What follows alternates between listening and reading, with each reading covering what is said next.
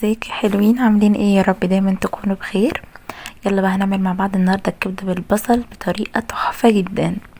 بصوا يا حبايبي، انا كنت بركن التعويره بتاعتي اتلسعت من الفرن وقت ما عملت الغدا امبارح، اللي احنا كنا عاملين طاجن قرنبيط باللحمه المفرومه، فاتلسعت يعني الحمد لله.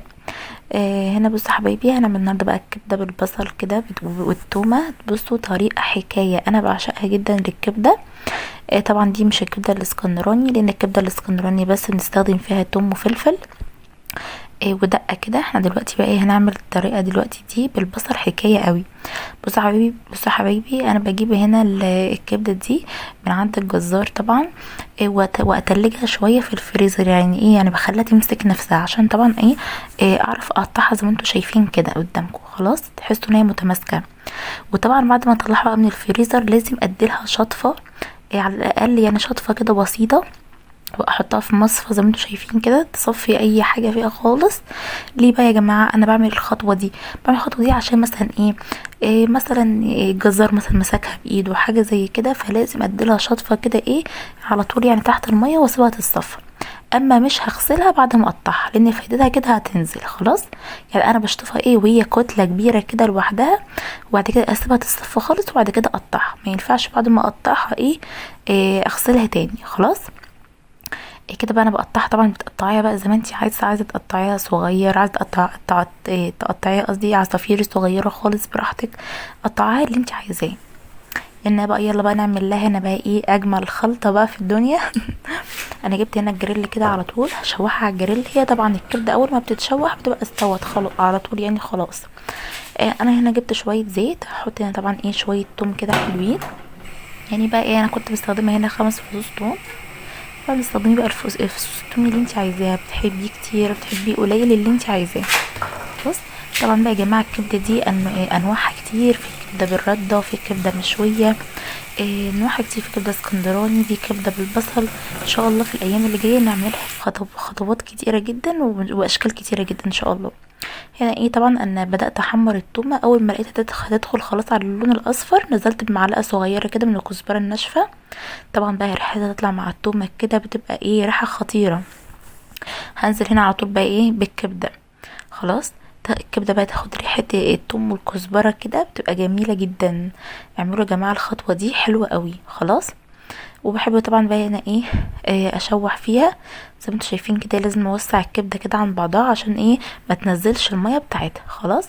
زي ما انتوا شايفين كده اساسا اول ما تشم النار بتستوي على طول. شايفين بدات تلون على طول. زي ما انا هنا بقول لكم، هي الكبده عادي مش لازم نار هاديه خالص، وهي بتتشوح على نار عاليه، لان هي بتاخدش كده كده وقت في السوا خالص.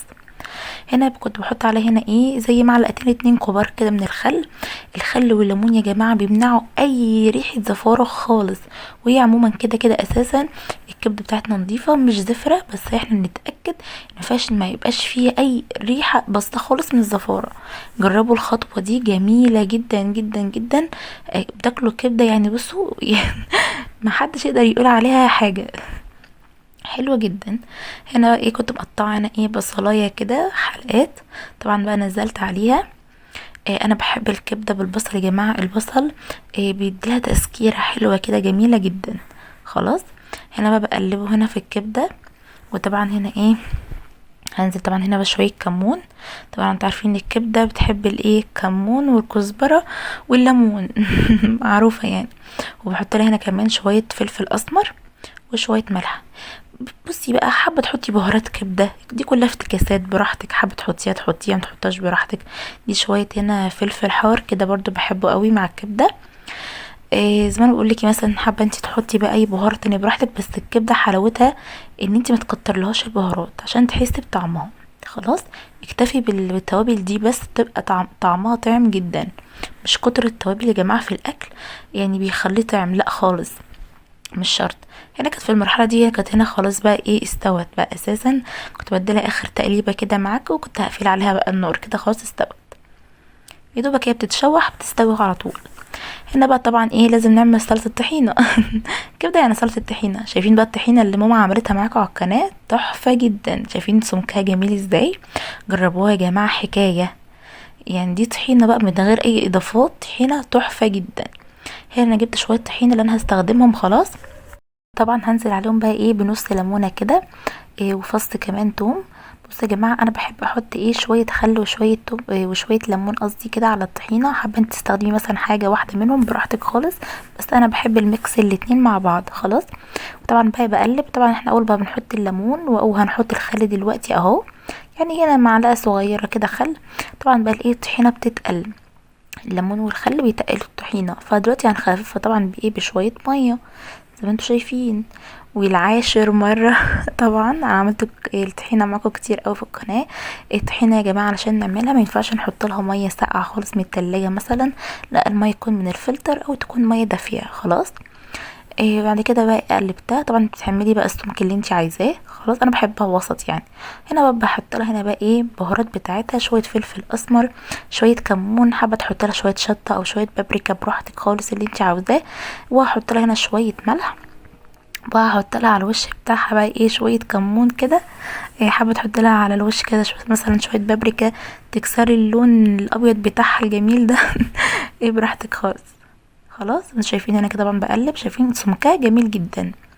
هنا طبعا ايه السمك لقيته تقيل شويه فقلت يلا خفوف كمان شويه صغيرين. شايفين انا السمك انا بحبه وسط خلاص. طبعا بقى بتمسحوا طبعا بقى ايه الحواف بتاعت ايه الطبق. هنا زي ما انتوا شايفين هنا جبت بقى ايه شويه كمون كده على الوش.